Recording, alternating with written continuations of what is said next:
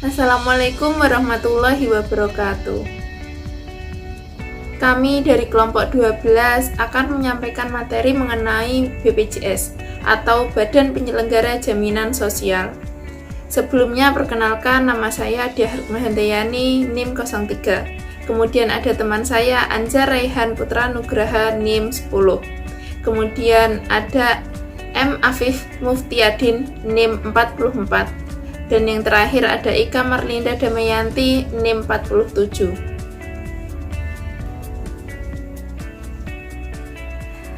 BPJS Kesehatan. BPJS Kesehatan adalah sebuah badan hukum publik yang bertanggung jawab langsung terhadap Presiden yang tugas utamanya adalah memberikan jaminan kesehatan nasional untuk seluruh masyarakat Indonesia. Sesuai yang tertera di Undang-Undang Nomor 40 Tahun 2004, Bab 1 Pasal 1, jaminan kesehatan nasional atau disebut juga sebagai jaminan sosial adalah salah satu bentuk perlindungan sosial untuk menjamin seluruh rakyat agar kebutuhan dasar hidupnya terpenuhi secara layak. Setiap orang, termasuk orang asing yang bekerja paling singkat selama 6 bulan di Indonesia, wajib menjadi peserta program jaminan sosial atau BPJS Kesehatan. Jenis kepesertaan BPJS Kesehatan. Jadi ada dua. Yang pertama adalah BPJS PBI atau BPJS Penerima Bantuan Iuran. Jenis kepesertaan BPJS PBI hanya diperuntukkan untuk fakir miskin atau orang tidak mampu menurut data dari Dinas Sosial. Peserta BPJS PBI ini tidak dibebani biaya iuran bulanan karena semua biaya sepenuhnya ditanggung oleh pemerintah. Selain fakir miskin dan orang tidak mampu, yang berhak menjadi peserta BPJS PBI adalah orang yang mengalami cacat total tetap. Kemudian yang kedua ada BPJS non-PBI atau BPJS bukan penerima bantuan iuran. BPJS non-PBI berkewajiban membayar biaya bulanan sendiri. Hal itu dikarenakan peserta BPJS non-PBI dianggap mampu dan tidak termasuk dalam kategori fakir, miskin maupun orang tidak mampu. BPJS non-PBI terbagi menjadi 3, yaitu pekerja penerima upah dan anggota keluarganya, pekerja bukan penerima upah dan anggota keluarganya, kemudian yang terakhir, bukan pekerja dan anggota keluarganya. Fasilitas dari BPJS Kesehatan. Yang pertama ada puskesmas, kedua dokter praktek perorangan, ketiga klinik pratama, keempat dokter gigi, kelima rumah sakit kelas D pratama, nomor 6 rumah sakit, nomor 7 klinik utama, nomor 8 apotik PRB dan kronis, dan yang ke-9 adalah optik. Kemudian, manfaat BPJS Kesehatan. Yang pertama adalah sebagai pelayanan kesehatan tingkat pertama, yaitu pelayanan kesehatan perorangan yang bersifat non-spesialitik atau primer meliputi pelayanan rawat jalan dan rawat inap yang diberikan oleh A. Puskesmas atau yang setara, B. Praktik mandiri dokter gigi, C. Klinik pertama atau yang setara termasuk fasilitas kesehatan tingkat pertama milik TNI atau Polri, D. Rumah sakit kelas D pratama atau yang setara, E. Vaskes penunjang, apotek, dan laboratorium. Kemudian dari rawat jalan tingkat pertama, terdapat melayani pelayanan promosi kesehatan dan pencegahan atau promotif preventif. Yang kedua, pelayanan kuratif dan rehabilitatif atau pengobatan. Yang ketiga, pemeriksaan, pengobatan, dan tindakan pelayanan kesehatan gigi tingkat pertama. Kemudian dari rawat inap tingkat pertama melayani pendaftaran dan administrasi, akomodasi rawat inap, pemeriksaan, pengobatan, dan konsultasi medis. Tindakan medis non-spesialistik baik operatif maupun non-operatif, pelayanan kebidanan, ibu, bayi, dan balita. Rawat jalan tingkat lanjutan. Yang pertama, administrasi pelayanan. Yang kedua, pemeriksaan, pengobatan, dan konsultasi medis dasar yang dilakukan di unit gawat darurat atau UGD. Yang ketiga, pemeriksaan, pengobatan, dan konsultasi spesialistik. Yang keempat, tindakan medis spesialistik baik bedah maupun non-bedah sesuai dengan indikasi medis. Yang kelima, pelayanan obat, alat kesehatan, dan bahan medis habis pakai. Yang keenam, pelayanan penunjang diagnostik lanjutan atau laboratorium radiologi dan penunjang diagnostik lainnya sesuai dengan indikasi medis. Yang ketujuh, rehabilitasi medis. Dan yang terakhir, pelayanan darah. Rawat inap tingkat lanjutan. Yang pertama, pelayanan perawatan inap non-intensif. Dan yang kedua, perawatan inap intensif seperti ICU, ICU, NICU, dan PICU. Hak peserta BPJS Kesehatan.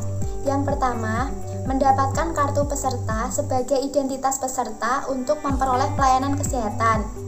Yang kedua, memperoleh manfaat dan informasi tentang hak dan kewajiban serta prosedur pelayanan kesehatan sesuai dengan ketentuan yang berlaku. Yang ketiga, mendapatkan pelayanan kesehatan di fasilitas kesehatan yang bekerja sama dengan BPJS Kesehatan. Yang terakhir, menyampaikan keluhan atau pengaduan, kritik, dan saran secara lisan atau tertulis kepada BPJS Kesehatan. Kewajiban peserta BPJS Kesehatan. Yang pertama, mendaftarkan dirinya dan anggota keluarganya sebagai peserta BPJS Kesehatan. Yang kedua, membayar iuran. Yang ketiga, memberikan data dirinya dan anggota keluarganya secara lengkap dan benar. Yang keempat, melaporkan perubahan data dirinya dan anggota keluarganya antara lain perubahan golongan, pangkat atau besaran gaji, pernikahan, perceraian, kematian, kelahiran, pindah alamat, dan pindah fasilitas kesehatan tingkat pertama. Kelima, menjaga kartu peserta agar tidak rusak, hilang, atau dimanfaatkan oleh orang yang tidak berhak. Dan yang terakhir, mentaati semua ketentuan dan tata cara pelayanan kesehatan. Kewajiban pemberi kerja. Yang pertama, mendaftarkan dirinya dan pekerjanya sebagai peserta jaminan kesehatan kepada BPJS Kesehatan. Yang kedua, menghitung dan memungut iuran yang menjadi kewajiban peserta dan pekerjanya melalui pemotongan gaji atau upah kerja. Yang ketiga, membayar dan menyetorkan iuran yang menjadi tanggung jawabnya kepada BPJS Kesehatan. Yang keempat, memberikan data mengenai dirinya, pekerjanya, dan anggota keluarganya secara lengkap dan benar meliputi data pekerja berikut anggota keluarganya yang didaftarkan sesuai dengan data pekerja yang dikerjakan. Data upah yang dilaporkan sesuai dengan upah yang diterima pekerja. Dan data kepesertaan dalam program jaminan sosial sesuai dengan pertahapan kepesertaan.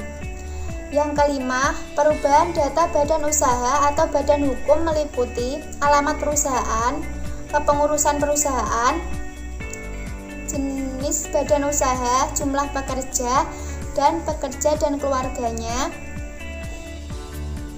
dan perubahan besarnya upah setiap pekerja. BPJS Ketenagakerjaan.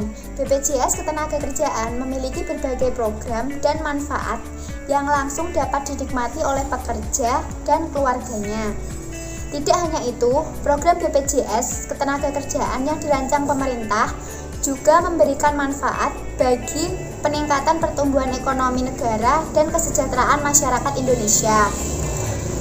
Manfaat dan fasilitas yang tertera diciptakan untuk memfasilitasi kebutuhan layanan kepesertaan bagi tenaga kerja maupun perusahaan atau pemberi kerja.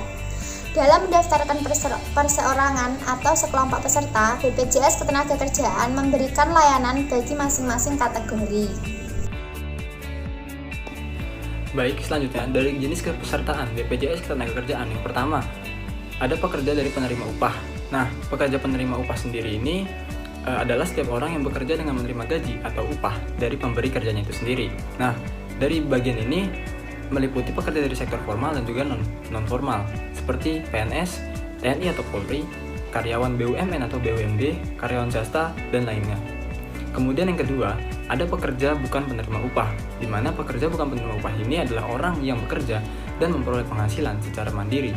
Nah, kategori kepesertaan ini meliputi pemberi pekerja atau pengusaha, dapat dikatakan sebagai pengusaha, kemudian pekerja di luar hubungan pekerja yang mandiri, kemudian pekerja yang bukan penerima upah dan juga bagian dari sektor informal. Kemudian yang ketiga, pekerja dari jasa konstruksi. Nah, kategori ini meliputi pekerja pada layanan jasa konsultasi, perencanaan, pelaksanaan, dan juga pengawasan. Nah, pekerja yang dimaksud adalah pekerja kontrak dari perjanjian kerja waktu tertentu atau PKWT.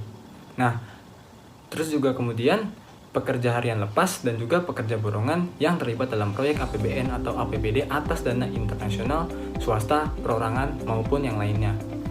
Dan yang terakhir, ada pekerja migran Indonesia, di mana kategori ini meliputi setiap warga negara Indonesia yang akan atau sedang dan telah melakukan pekerjaan dengan menerima upah di luar wilayah dari Republik Indonesia itu sendiri.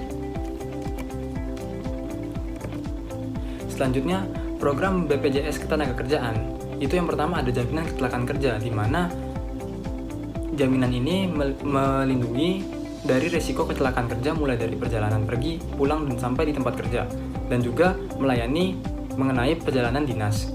Nah, perawatannya ini tanpa batas biaya sesuai dengan kebutuhan medis yang dibutuhkan oleh korban atau orang yang tertanggung. Kemudian ada santunan upah selama tidak bekerja, yakni 12 bulan pertama sebesar 100% dan bulan seterusnya itu ada 50% sampai dikatakan sembuh. Kemudian santunan kematian akibat kecelakaan kerja itu sebesar 48 kali upah yang dilaporkan oleh perusahaan atau juga dari pesertanya itu sendiri. Kemudian bantuan beasiswa untuk 2 orang anak dari peserta yang meninggal dunia atau mengalami cacat total akibat kecelakaan kerja maksimal sebesar 174 juta rupiah. Nah, kemudian bantuan untuk kesiapan kembali bekerja juga diberikan oleh BPJS Ketenagakerjaan, di mana pendampingan kepada peserta yang mengalami kecelakaan kerja dan penyakit akibat kerja itu mulai dari peserta yang masuk perawatan di rumah sakit sampai dengan peserta tersebut dapat kembali bekerja. Kemudian yang kedua, ada jaminan dari pensiun. Nah, manfaat dari jaminan pensiun ini diberikan kepada peserta yang memasuki usia pensiun, mengalami cacat total tetap, atau kepada ahli waris bagi peserta yang tertanggung ini meninggal dunia.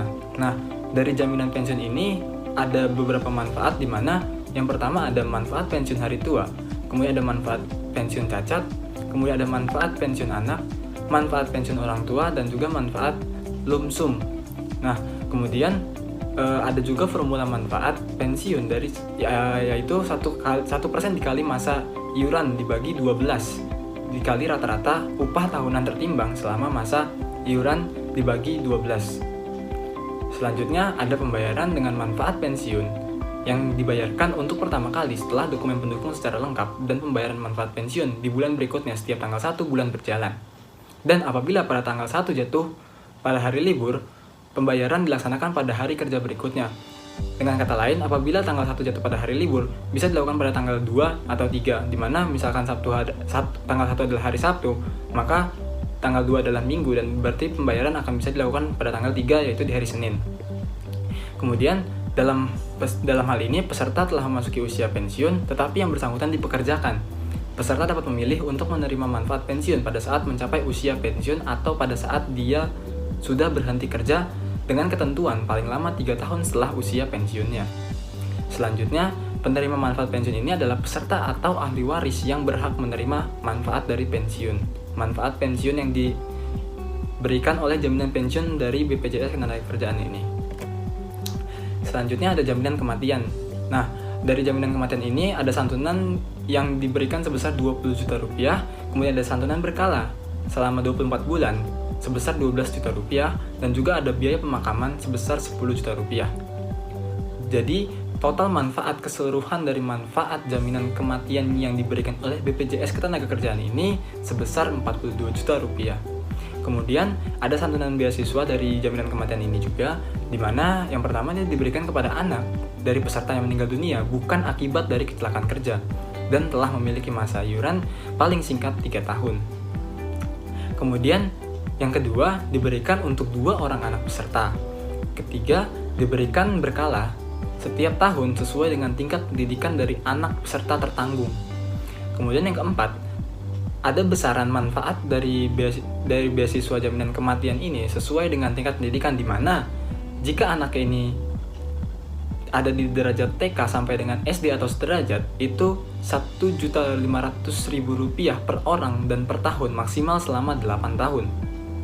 Kemudian di tingkat SMP dan sederajat sebesar Rp2 juta per orang per tahun dan maksimal dilaksanakan selama 3 tahun. Kemudian di tingkat SMA atau sederajat itu sebesar Rp3 juta per orang per tahun, maksimal selama 3 tahun pula. Kemudian tentunya di pendidikan tinggi dan maksimal S1 atau pelatihan sebesar Rp12 juta per orang per tahun, maksimal selama 5 tahun berjalan. Kemudian selanjutnya, pengajuan klaim beasiswa ini dapat dilakukan setiap tahunnya. Kemudian yang selanjutnya, bagi anak dari peserta yang belum memasuki usia sekolah sampai dengan sekolah di tingkat dasar, pada saat peserta meninggal dunia, beasiswa diberikan pada saat anak memasuki usia sekolah. Jadi, beasiswa ini dapat diberikan di saat anak ini sudah mulai masuk kepada usia sekolah atau bisa dikatakan masuk minimal TK. Kemudian, yang terakhir, beasiswa ini berakhir pada saat anak peserta mencapai usia 23 tahun atau dapat dikatakan sudah menikah atau bekerja. Jadi, apabila anak ini sudah menikah dan diketahui menikah di usia sebelum 23 tahun, maka beasiswa ini dapat dikatakan berakhir. Kemudian selanjutnya ada jaminan hari tua. Nah, manfaat dari jaminan hari tua ini diberikan dalam bentuk uang tunai yang jumlahnya adalah hasil akumulasi iuran dan pengembangannya. Kemudian uang tunai tersebut dapat dibayarkan secara sekaligus kepada peserta dengan syarat peserta mencapai usia 56 tahun, kemudian peserta meninggal dunia, dan yang terakhir peserta mengalami cacat total tetap. Nah, peserta yang dikategorikan ke dalam usia pensiun termasuk yang berhenti bekerja karena mengundurkan diri, terkena PHK, atau sedang tidak aktif bekerja dimanapun, atau peserta yang meninggalkan wilayah Indonesia selamanya. Nah, pengembalian tersebut hanya dapat dilakukan sekali selama menjadi peserta. Di mana persyaratannya adalah jika setelah mencapai usia 56 tahun, peserta masih bekerja dan memilih untuk menunda pembayaran, maka pembayaran akan dibayarkan saat yang bersangkutan atau peserta ini berhenti dalam pekerjaannya. Kemudian BPJS Ketenagakerjaan wajib memberikan informasi kepada peserta mengenai besaran saldo yang akan diterima oleh para peserta dan hasil dari pengembangannya 1 kali dalam 1 tahun. Kemudian, apabila peserta meninggal dunia, urutan ahli waris yang berhak atas manfaat dari jaminan hari tua ini adalah yang pertama ada janda atau duda, yang kedua ada anak, yang ketiga ada orang tua atau cucu, kemudian yang ketiga ada saudara kandung, kemudian yang selanjutnya ada mertua, selanjutnya ada pihak yang ditunjuk dalam wasiat, lalu yang terakhir apabila tidak ada ahli waris dan wasiat, maka jaminan hari tua dikembalikan ke Balai Harta Peninggalan. Dan yang terakhir, jika terjadi jaminan hari tua kurang bayar akibat pelaporan upah yang tidak sesuai, itu menjadi tanggung jawab dari perusahaan atau dalam hal ini adalah BPJS Ketenagakerjaan. Baik, selanjutnya ada Taspen. PT Taspen Persero atau Dana Tabungan dan Asuransi Pegawai Negeri adalah badan usaha milik negara Indonesia yang bergerak di bidang asuransi tabungan hari tua dan dana pensiun bagi ASN dan pejabat negara.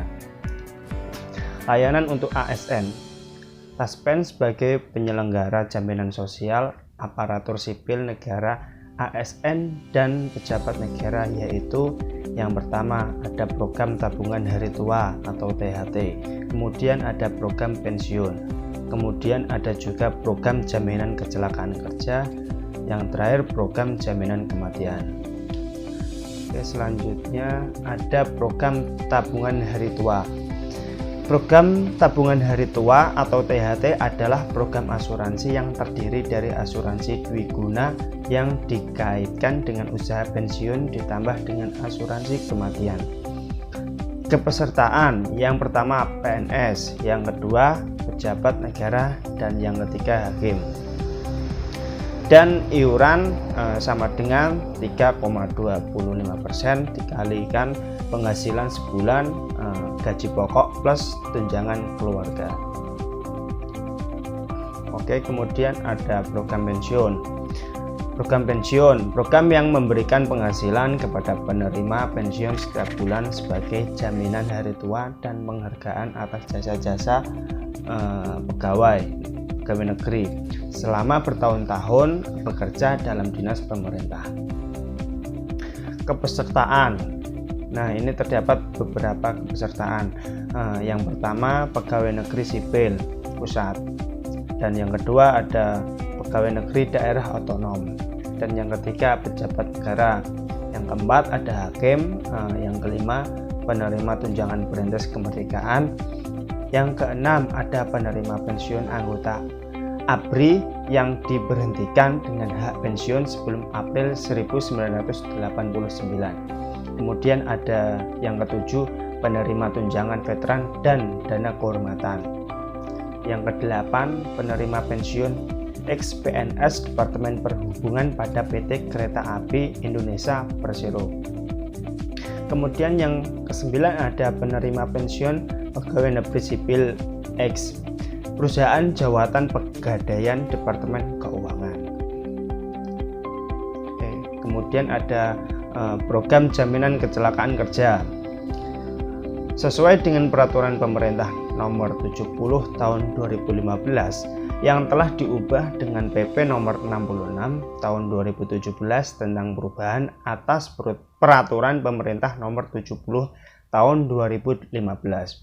Taspen mengelola program jaminan kecelakaan kerja atau JKK yang merupakan perlindungan atas risiko kecelakaan kerja atau penyakit akibat kerja berupa perawatan, santunan, serta tunjangan yang cacat. Dan ini terdapat beberapa kepesertaan. Yang pertama ASN, yaitu meliputi calon PNS, dan P3K, kecuali ASN di lingkungan Kementerian Pertahanan dan Kepolisian Republik Indonesia. Yang kedua terdapat pejabat negara. Yang ketiga ada pimpinan atau anggota DPRD. Iuran sama dengan 0,24% dari gaji pokok dibayarkan oleh pemberi kerja. Selanjutnya, program jaminan kematian. Sesuai dengan peraturan pemerintah nomor 70 tahun 2015 yang telah diubah dengan PP nomor 66 tahun 2017 tentang perubahan atas peraturan pemerintah nomor 70 tahun 2015. Taspen mengelola program jaminan kecelakaan kerja atau JKM yang merupakan perlindungan atas risiko kematian bukan akibat kecelakaan kerja berupa santunan kematian. Dan di sini terdapat kepesertaan. Yang pertama ASN, calon PNS dan P3K, kecuali ASN di lingkungan Kementerian Pertahanan dan Kepolisian Republik Indonesia. Nah, ini sama seperti yang tadi ya. Yang ketiga terdapat pimpinan atau anggota DPRD. Iuran mungkin beda. Yang iuran ini 0,72% dari gaji pokok dibayarkan oleh pemberi kerja. Jadi beda dari yang tadi. Yang tadi kan 0,24%. Yang ini 0,72%. Kemudian ada inovasi Taspen.